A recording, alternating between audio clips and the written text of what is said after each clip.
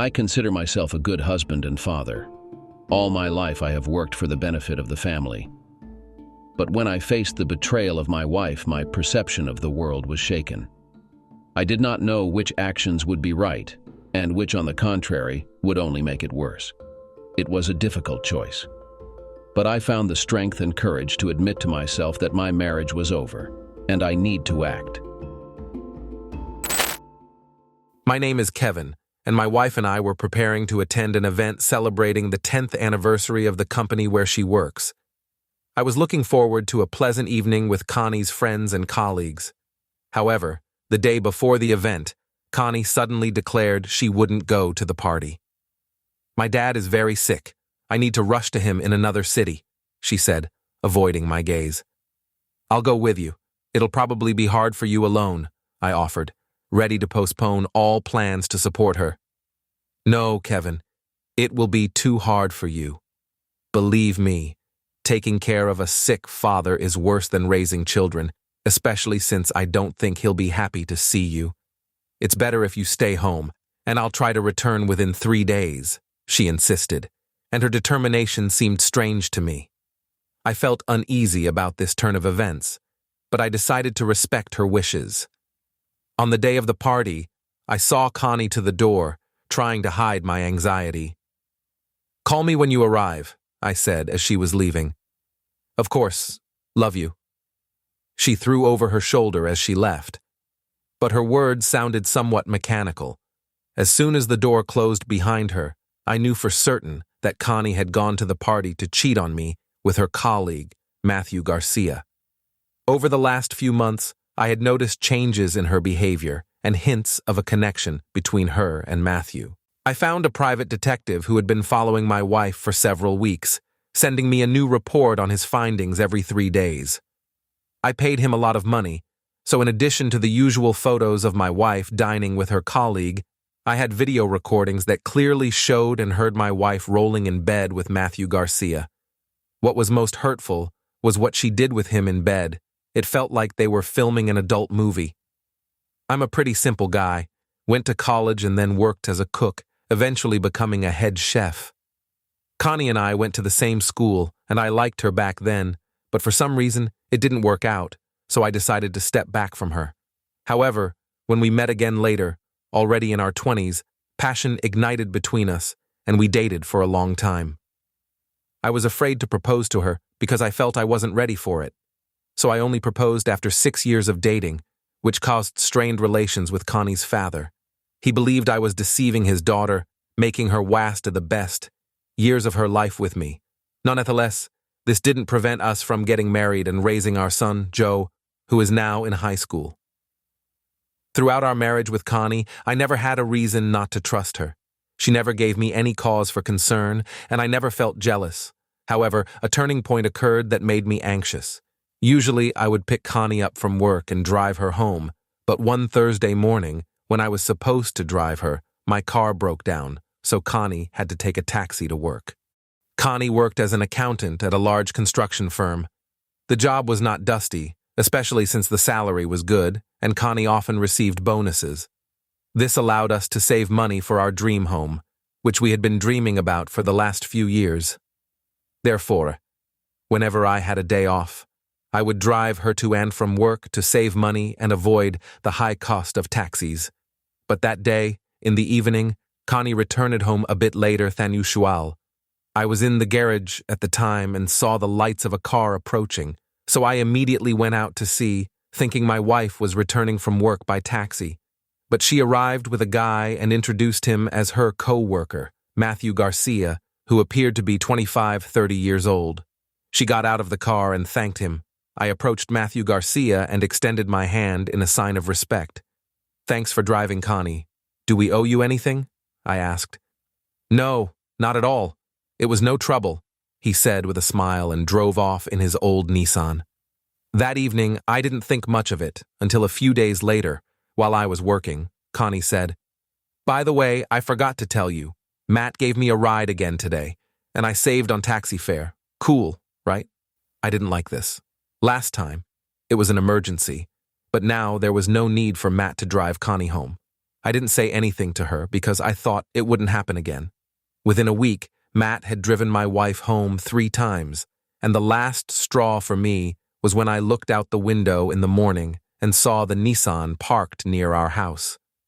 "Connie, what's going on? Why is your colleague parked under our windows?" I asked, unable to hold back. "He just offered to pick me up in the morning for work. How could I refuse?" she said. "In what way, just like that?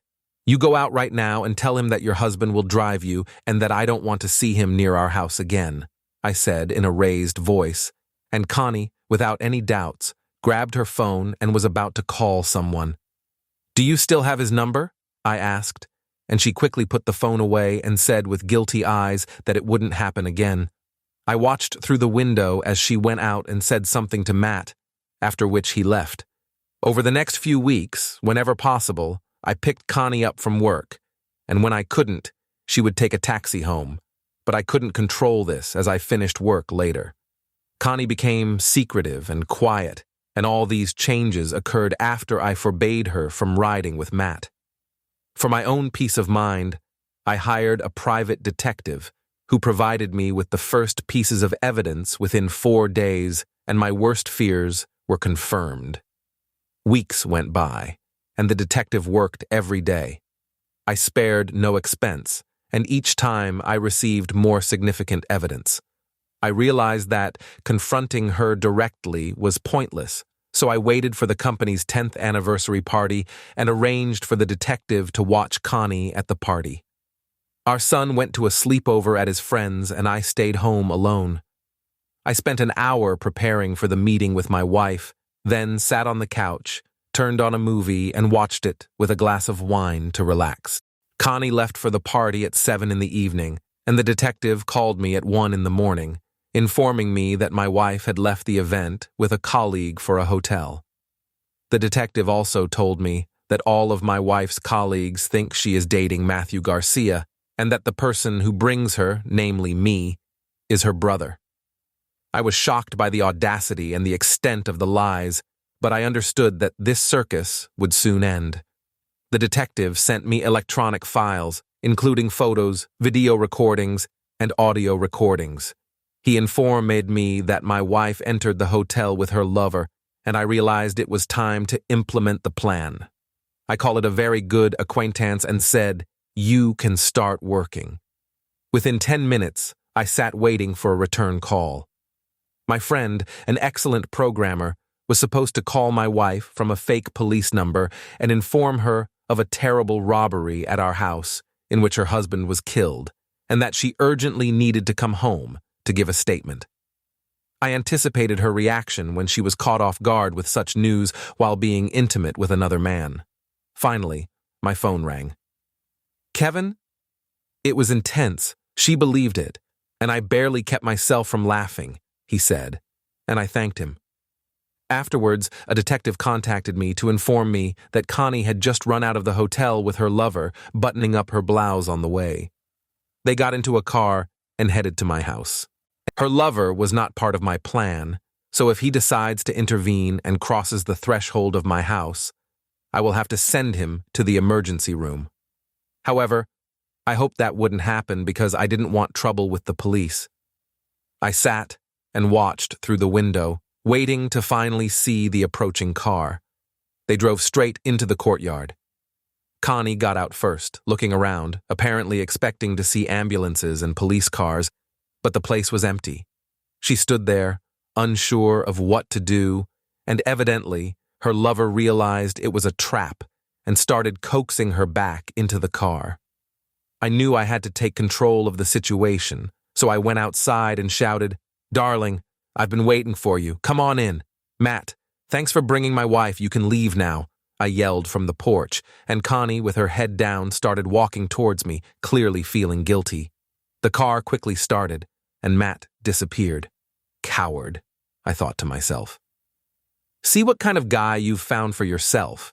At the first opportunity, he ditched you and ran as far away as possible, I told Connie, holding the door open for her to enter. Why are you silent, upset by the truth? I genuinely think he's a wimp. We'll start looking for a new guy for you. I continued to tease Connie. Stop, Everything is not as you think, she said, and I sensed a hint of lies that I was about to hear. I helped Connie take off her outerwear and invited her to the kitchen. I opened a second bottle of wine and poured myself a glass. Connie held out her glass too. Didn't drink much tonight? I said sarcastically. I took a few sips and started the conversation. Well, you rushed here at an incredible speed. Explain to me. Why? Because I love you, and I was afraid something really happened to you, she said. A solid argument, then tell me, would a person lie to someone they love? I asked. Only if the lie is for a good cause, she said, and her hands trembled. Lies for a good cause is a stretchable concept, so where were you all evening? I asked directly. At an event, she answered. Are you saying this was for my benefit? While I sat at home all evening, restless and anxious, and you were out there having the time of your life with your idiot? I began to shout. She started, but I cut her off. So, this is how you love me, huh? I'm sorry, I don't know what came over me, she said. Maybe we should then send you to a psychiatrist so they can declare you insane and justify your cheating, I said, throwing a large, thick folder full of evidence on the table. You thought you could deceive me, have sex with another man, and make a cuckold out of me? I couldn't hold back. Connie looked at the large stack of photos, tears streaming down her face, and I too began to feel tears welling up, but I restrained myself from crying. I realized I needed to stop pressuring her, to let her tell everything. So you knew all this time about everything? She asked. Absolutely everything, and lying to me is pointless, I said. How terrible. I am so ashamed, she said, bursting into tears. I calmed down a bit and began to tell her, You know, I've liked you since school. You were the most beautiful girl. I wanted to date you and constantly showed you attention, remember? Yes, you even gave me an origami swan and said that swans have only one love for life, and if one partner dies, the other does too, because they can't live without each other, she said, pausing for a moment before continuing. I still keep that swan. Nobody else ever gave me such a gift. I stood up and took another glass of wine, pouring it for her. Remember how chocolates kept appearing in your backpack, and you thought David was doing it? I said. So it was you, and I truly thought it was David. He annoyed me so much, she said. And remember, during the prom, I wanted to ask you to dance. But at the worst possible moment, I got so nervous that my stomach turned, and you spent the entire evening with me, taking care of me, I asked. Of course I remember. It's hard to forget, Connie said, and after a second continued. Honestly, I didn't take your attention seriously back then. I thought you were like all guys, wanting only one thing, but now I realize you were truly sincere. Yes, I really liked you, and when we finished school, I thought we'd never see each other again. But fate brought us back together in a remarkable way, I said. Yes, I believe fate just gave us time to grow up and start dating, she said. It was an amazing time. We spent so much time together, traveling, walking, having romantic candlelit evenings, I said. I liked it too, but for me, the coolest thing that happened during that period of our life was how you proposed to me. Remember? She said. Of course I remember. I was so nervous I nearly messed my pants. We had gone hiking to climb a mountain because you wanted to conquer my fear of heights. As we were climbing, I looked down and got so scared that I froze, not knowing what to do. And at that moment, I said those magic words to you, I said. It was magical. I never expected you to do it, she said. I just realized I couldn't live without you, and I needed you. You never lied to me. I liked that you always told the truth, and if something was bothering you, you would immediately talk to me about it, I said. Connie began to cry and barely held back her tears. Yes, it's just a pity that we never overcame your fear of heights. Oh my, I love you so much. Connie grabbed a glass of wine and drained it in a few seconds. I love you too, Connie.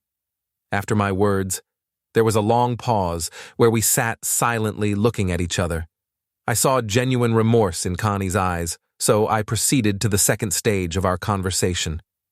You know, I began, I've been sitting and thinking these last few months about when I lost you and what the reason was. We had big plans for our future, wanted to send our son to a good college, buy a new house, get a dog, change the car, and go to Switzerland. Why did it all happen this way? Saying all these words, I looked directly into Connie's eyes, who clearly understood what I was getting at. Kevin, I want all of that too, just as much as you do. I don't know what got into me. Tell it as it is. This is extremely important for you now, I said. That's just it. I don't understand myself. I'm confused. I love you and don't understand how I could have been unfaithful to you for a moment of pleasure, she said. I feel like you understand everything. You wouldn't intentionally hide everything from me.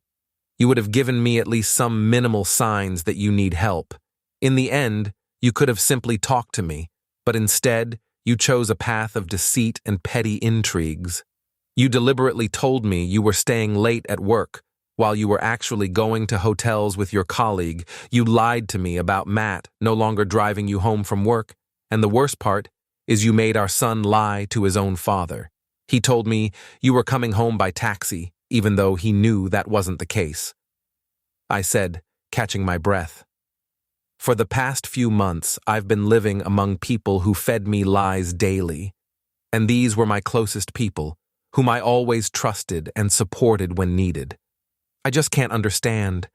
Was I a bad husband to you? A bad father to our son? What's the reason? Connie wanted to hug me, but I clearly made it known that now was not the time for affection. Forgive me. I'm a fool. I couldn't control myself. It just happened on its own. I knew it was wrong, and every night before sleep, I scolded myself for it, but with each new day, I dug myself deeper, and it seemed to me that it was already too late to tell you anything, although I was suffering internally. You suffered to the extent that you decided to kill off your father, saying he was sick. You say you felt bad every day, but at the same time, I have a video of you having sex and enjoying it. Why do you stay silent and do nothing when we have sex? I clearly didn't satisfy you, and now you're deceiving yourself, not me, because I see right through it, I said. I really did enjoy sex with Matt, as hurtful as that sounds. He's younger, more energetic, but honestly, that's all I liked about him. Nothing more. I didn't feel for him the way I feel for you. I'm not afraid to hurt him, to say no, or to send him away. But with you, on the contrary, I feel that I love you, and I always feel that.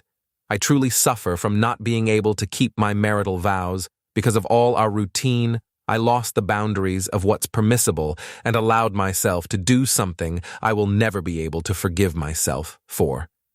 Forgive me, Kevin. I love you. You're a very important person in my life, she said. I don't believe you, I said firmly. And do you know why? Because a person who genuinely loves and values their partner will always admit when they have faltered and will try to make amends for their wrongdoing. But you, on the other hand, deliberately deceived me without even considering the consequences or thinking about telling me. I understand that people can make mistakes when they're drunk, out of foolishness, or in a moment of emotion, but when it happens regularly, talking about any feelings becomes pointless. You were drawn to this guy, and that's a fact. Perhaps you didn't love him, but you had feelings for him. You chose him over me. You had several months to realize your mistake, but instead, you dug yourself deeper and deeper, I said with confidence. But Kevin, I truly love you. I'm willing to do anything just to be forgiven by you. I can quit my job, stay at home, not talk to men, anything you want, she said. And end up slipping up again in a few months and hurting me once more? I asked. I promise you, I will make it right, she replied sadly. I don't know how one can forgive such a thing, I said. Let's go to a psychologist. Let's find a way for you to forgive me, she said. If you were in my shoes, what would you do? I asked. I would give a second chance if I truly loved the person, she replied. And in a way, she was right, but not in our case. She wanted me to forgive her, otherwise she would draw her own conclusions, but I decided to respond in kind. I would never find myself in such a situation because I'm not a fool and I value my family, I replied coldly, and Connie was taken aback, struggling to find words, but it looked ridiculous. So, what conclusion can we draw from this situation? You cheated on me. We are husband and wife and need to decide what to do next. I gather you love Matt because I can't remember the last time you smiled with me. And if we look at the photos, you seem happy in all of them, which means you feel good with him, which means... Connie didn't let me finish and said, "Stop, stop, stop. I give you my word it won't happen again, and I will break off all ties with Matt." But I interrupted her. Firstly, you're going to break it off with him anyway, because he's married and has 3 kids, and secondly, we're getting a divorce, I said, and placed the divorce papers on the table. But how... Connie began, but I cut her off. I'm warning you.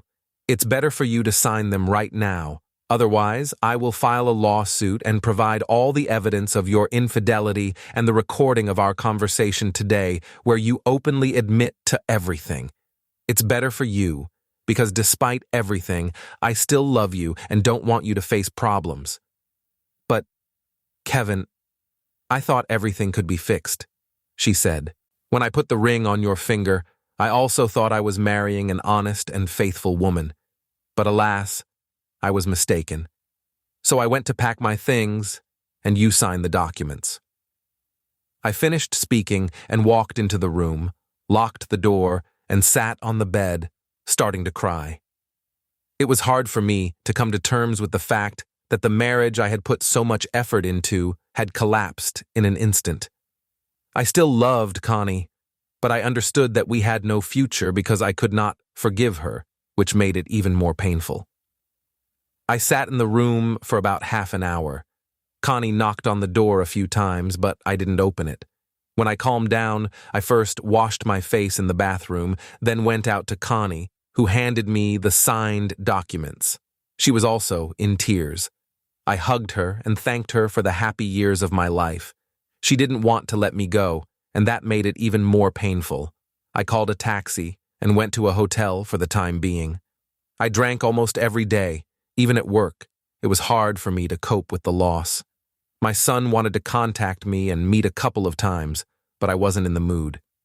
2 weeks later, the court assigned us 90 days for reconciliation and sessions with a psychologist, which I didn't attend. I understood that this was a chance to return to a normal family life, but I also understood that it would all be a lie, and we couldn't go back to how things were before. Eventually, Connie and I divorced. I left the house to her and moved into a small apartment to live alone.